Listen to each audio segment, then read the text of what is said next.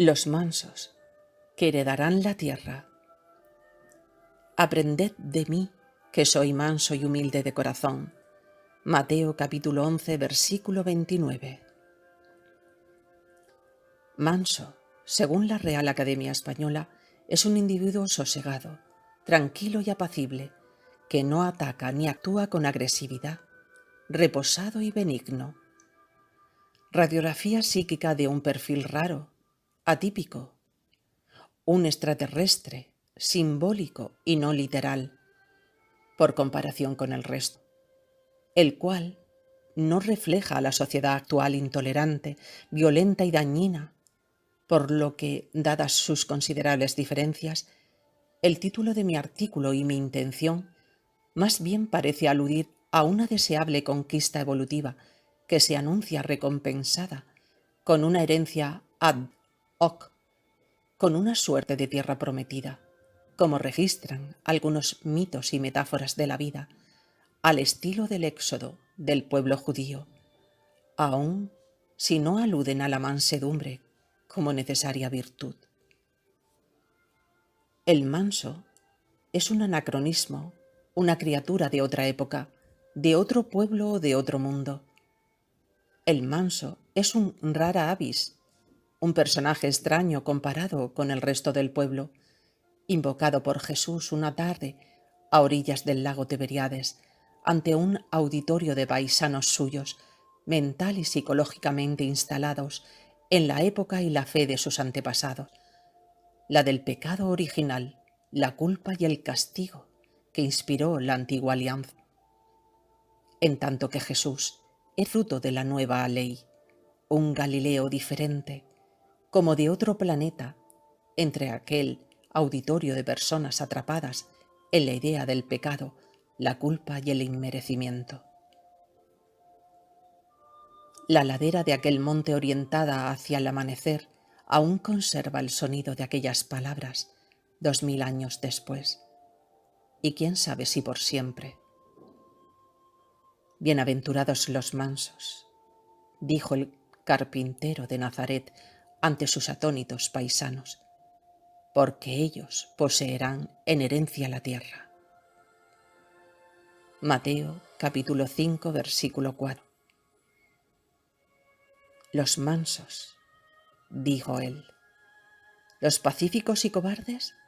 Creyó escuchar aquel atónito auditorio, por contraste con su mentalidad e historial de luchas que tenía por modelo a Josué, el bíblico conquistador de la tierra prometida a sangre y cuchillo en obediencia a Yahvé. Nadie entendió a Jesús, que entonces era llamado Yeshua.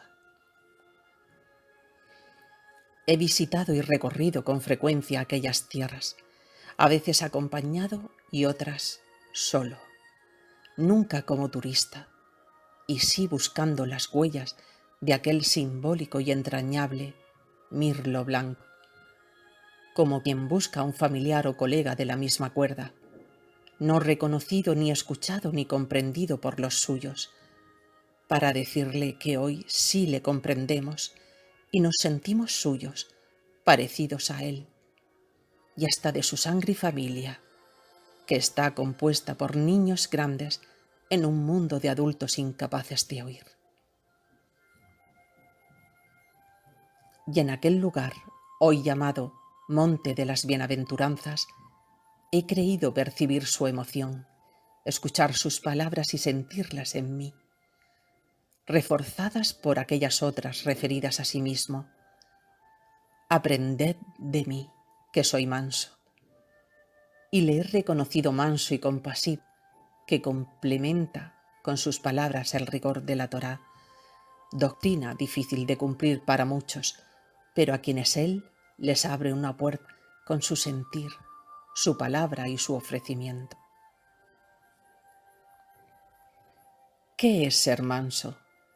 ¿Es reunir un conjunto de cualidades como indica el diccionario de la Real Academia Española? ¿O se trata de un excelso atributo de una altísima dignidad y poder?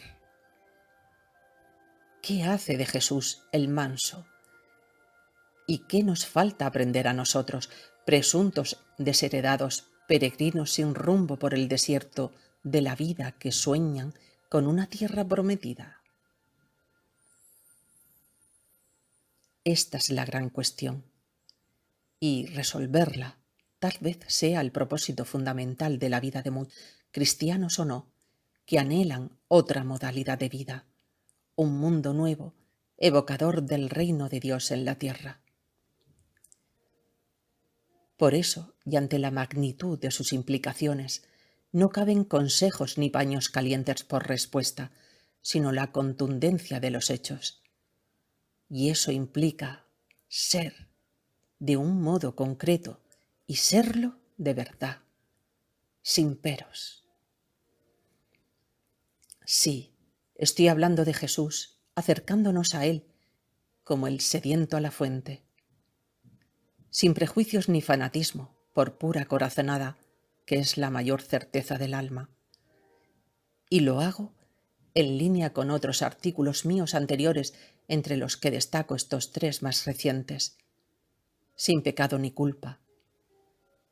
¿Cómo o qué es Dios?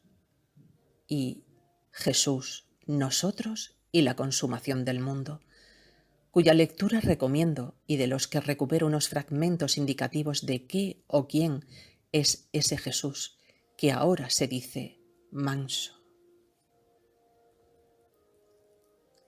Esto que sigue escribí y siento en relación a él. Transcurría el tiempo del exilio en Babilonia, siglo VI a.C., cuando se estableció esta nueva alianza o ley, en sustitución de la antigua inspirada en el pecado original y quedando reflejada como tal en el libro llamado Deuteronomio, literalmente, segunda ley, en cuya redacción fue sustituido el antiguo término Job, que significa vivir o habitar Dios entre ellos como un miembro más, por el nuevo concepto Shakán, que es vivir Dios la vida que viven ellos, ubicado en su interior. Verbo este, Shakán, esencial, del que se deriva el sustantivo Shekinah, que significa presencia, la existencia invisible pero real de Dios en cada ser, viviendo una vida común con Él, como una suerte de acuerdo tácito en torno a una sola y única voluntad, un solo y único ser. Alianza que hace del hombre, mujer o varón, una manifestación de Dios, o Dios mismo, con forma humana. Solo quien así lo ha hecho puede decir en verdad que el Padre, Dios, y yo somos uno o el mismo. Y ese es el Jesús Yeshua, que ha suscrito la nueva alianza y se siente habitado por la presencia.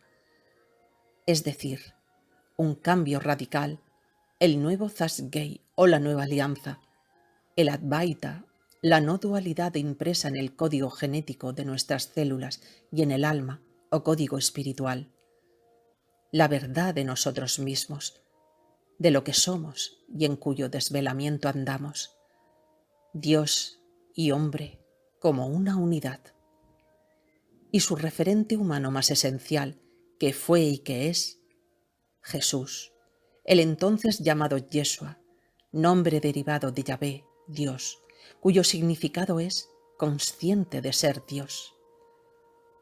Nombre, pues, premonitorio, profético, asignado a quien daría testimonio de serlo con su vida. Y le confiere autoridad moral para decir de sí mismo: yo soy el camino. Quien me ha visto a mí ha visto al Padre, Dios, que me ha enviado. El Padre, Dios, y yo somos uno o el mismo. Frases que el hielo, el vapor o el líquido, que son estados del agua, podrían decir de sí mismos en relación al agua. ¿Comprendes? Pues así eres tú y lo somos todos, al margen de si somos conscientes de ello. Un estado de Dios o Dios mismo. Solo una minoría, conocidos como los Tanaín o Tanaitas, asumieron la nueva ley, la de Dios presente y vivo en el corazón del hombre viviendo la vida en común. Solo unos pocos, y de entre los cuales y tiempo después surgió uno, llamado Yeshua ben Yosed, Yeshua, hijo de José, luego llamado Jesús. Pues bien, ser así o ser esto es ser el manso. Dios hecho hombre y el hombre hecho Dios, el uno, manifestado y consciente. El prototipo humano nacido de la nueva alianza, inocente o limpio de corazón, llamado a poblar la tierra, del que Jesús es referente y servidor.